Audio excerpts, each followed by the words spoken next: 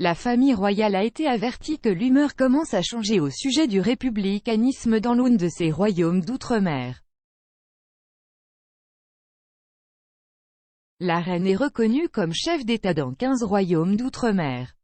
Au fil des ans, certains ont exprimé un désir croissant de se séparer de la couronne et l'une, la Barbade, se prépare à devenir une république d'ici la fin du mois prochain.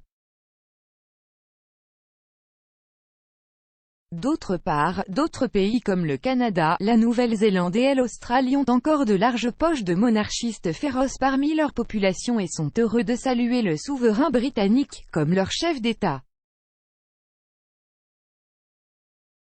Mais le commentateur royal, le Dr Ed Owens, a souligné que le mouvement républicain Down Under est devenu plus bruyant au cours des dernières années et a été adopté par de nombreux politiciens. L'associé de recherche honoraire du Center for the Study of Modern Monarchy de l'Université Royal Holloway a déclaré à Express qu'au.uk, l'Australie et la Nouvelle-Zélande ont encore des sections de monarchistes convaincus dans l'opinion publique.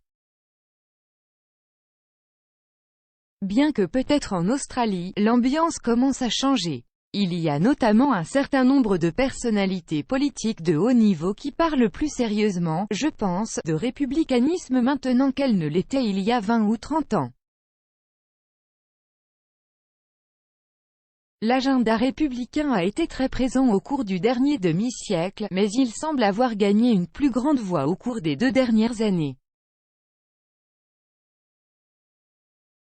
Revenant à une raison possible de cette résurgence du républicanisme, le Dr Owens a déclaré « Je pense que tout cela est lié au fait que nous approchons de la fin du règne de la reine.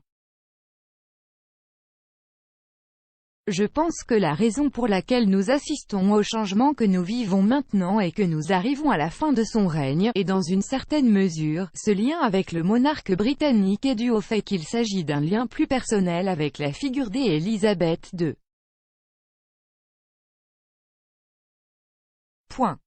En réalité, la Barbade allait-elle accepter comme nouveau chef d'État le prochain roi Charles? Je pense que c'est la question sérieuse que beaucoup de ces États devront se poser. C'est une profonde affection personnelle qui relie depuis longtemps nombre de ces pays à la monarchie britannique. Avec sa perte vient la perte d'un lien très direct avec une femme qui a joué un rôle important dans la vie de ces pays et îles. En mars, l'Australian Republican Movement, ARM, a annoncé son intention de définir un modèle de république et a fait part de ses espoirs qu'un référendum soit convoqué dans l'année suivant la fin du règne de la reine. Jason Falinski, député fédéral libéral de la division de McKellar, a déclaré au Guardian à l'époque que les 2/3 des membres de la coalition nationale libérale, l'alliance de centre-droit qui dirige actuellement le pays, étaient en faveur d'une république, mais avaient des opinions différentes sur ce à quoi devrait ressembler la réforme de la Constitution.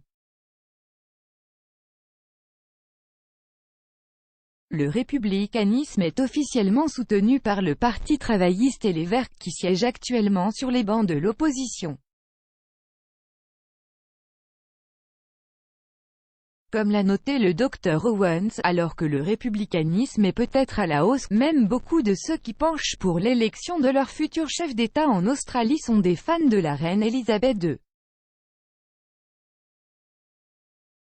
Malcolm Turnbull, ancien Premier ministre australien et militant actif du référendum infructueux de 1999 pour établir une république australienne, a déclaré à ABC-TV plus tôt cette année « Elle a été un chef d'État extraordinaire, et je pense, franchement, qu'en Australie, il y a plus élisabétain qu'il n'y a de monarchistes. »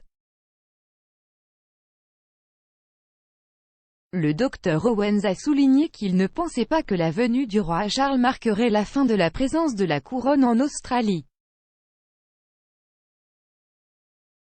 Tout d'abord, il a souligné que le républicanisme prend du temps et la préparation pour entrer en vigueur, ajoutant « Je ne prévois pas que l'Australie votera pour le républicanisme de sitôt ». De plus, il a déclaré qu'il pensait que l'arrivée du prince Charles sur le trône pourrait ouvrir les vannes, des questions seront posées mais je ne pense pas qu'elles entraîneront un changement de statut. Et c'est parce que si le prince Charles ne fait pas partie des membres les plus appréciés de la famille royale en Australie, son successeur, le prince William, est extrêmement populaire. Il a déclaré « Je pense que ce qui ancrera la monarchie en Australie sera que William n'est pas dans un avenir si lointain. Je pense qu'il y a beaucoup d'intérêt et de bons sentiments envers William et sa famille. À part la reine, il est de loin le membre le plus populaire de la famille royale britannique.